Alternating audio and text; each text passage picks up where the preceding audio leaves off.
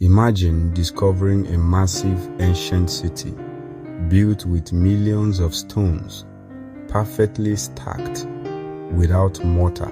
Now imagine being told it couldn't have been built by Africans.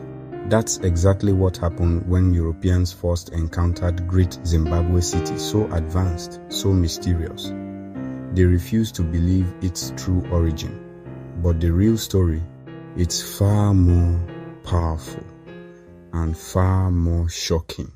Deep in southern Africa, in present-day Zimbabwe, lie the ruins of one of the greatest civilizations most people have never heard of, Great Zimbabwe.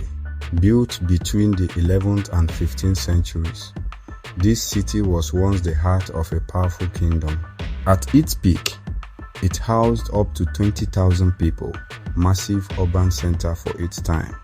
But what makes it truly extraordinary is how it was built. The walls of Great Zimbabwe are made of granite stones, some weighing tons, carefully cut and stacked without any mortar, and yet they've stood for over 700 years. The most famous structure, the Great Enclosure, rises over 10 meters high with curved walls that stretch for hundreds of meters.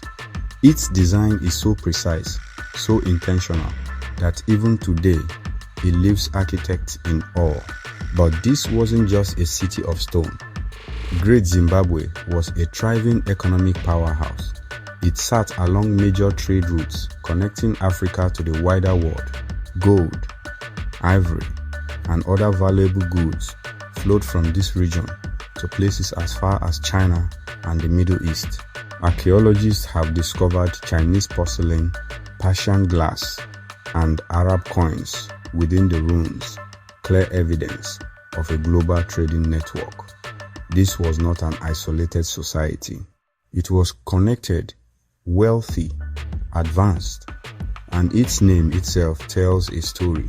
Zimbabwe comes from the Shona language, meaning houses of stone, a fitting name for a civilization that mastered stone construction like few others in history.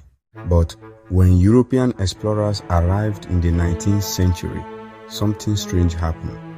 Instead of recognizing the brilliance of this African civilization, they rejected it.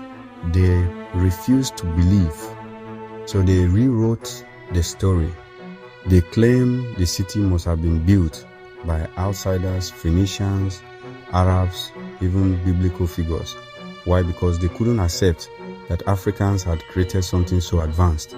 This wasn't just ignorance, it was deliberate. Colonial narratives began to erase the true origins of Great Zimbabwe. Scholars who suggested it was built by local African people were dismissed, ignored, or silenced. The truth was inconvenient. Acknowledging African achievement would challenge the very foundation of colonial ideology, the idea that Africa needed to be civilized. So, the story was rewritten. For years, textbooks, explorers, and governments pushed a false narrative, while the real creators, the ancestors of the Shona people, were erased from their own history. But truth has a way of resurfacing. Today, historians and archaeologists agree Great Zimbabwe was built by Africans.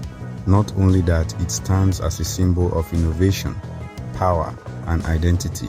A reminder that Africa's past is far richer, though far more complex than many were ever taught.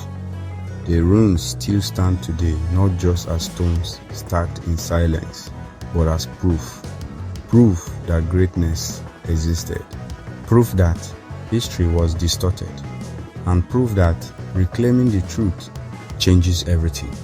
So the next time someone says Africa had no great civilizations, remember this city, a city they couldn't explain, so they tried to erase it.